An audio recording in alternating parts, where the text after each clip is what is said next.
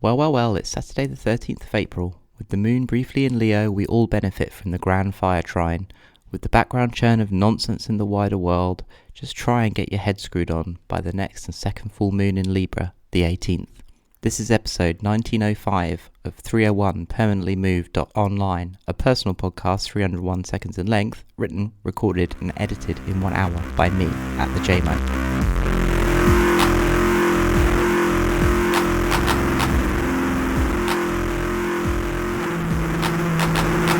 Hello everyone, podcast is a day late due to travelling back from a wedding in deepest Dorset. Big shout out to Jess and Sean, congratulations again.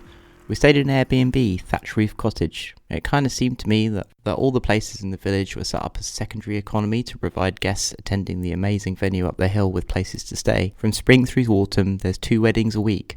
A village deep in Brexit country, relying on tourist monies of pro-Brexit city folk. It's an interesting dynamic. So first of all, a couple of announcements for today. I'm happy and humbled to announce that I've been selected as one of the 64 speakers for We Are Europe's They Are Europe programme. We Are Europe is a unique and innovative cooperative project aiming to group together and develop links between 8 European cultural structures spread throughout the continent, each of which organises both a contemporary music festival and a forum addressing wider issues relating to the evolution and future of culture, with a special focus on the field of creativity. There's some other friends and co-conspirators amongst the cohort, and I'm looking forward to see what this opportunity might bring. Secondly, and relatedly, I'll be on a panel at Sonar D 2019 in Barcelona in July about the next internet. Blurb for the panel is as follows.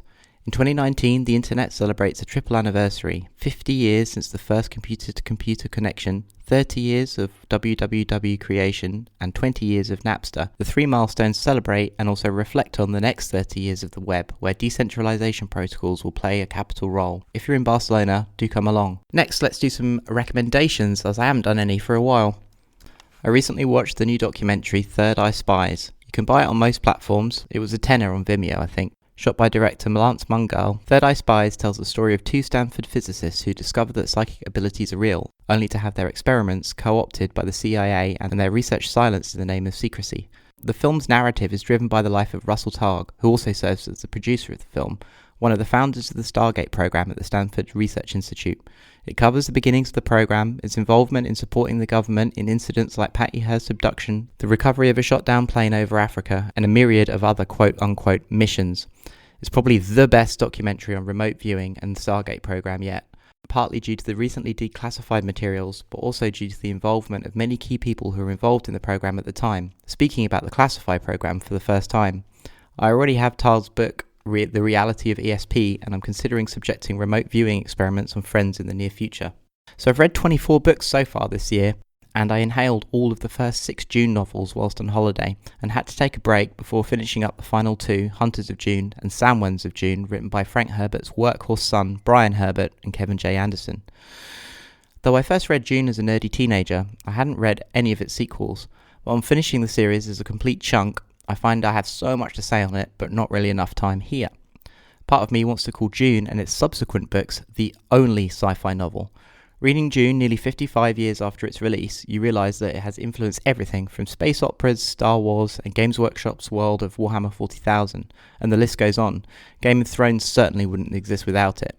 And also, there is a note on his writing, as pointed out by my friend Alex Federa. He does some really weird stuff with the text, like smuggling haiku form into prose paragraphs to create zones of hyperflow where he wants them. I also like the first book's abrupt, campy, action-packed ending. You're sent skidding from the story, trailing bits of it behind you into the Children of Dune and Messiah of Dune. If you haven't read Dune yet, or any of its sequels, I urge you to read them now before the next movie comes out. And that's about all I have to say for this week. I realised that I spoke way too fast in recording this episode, and have another minute of time to fill.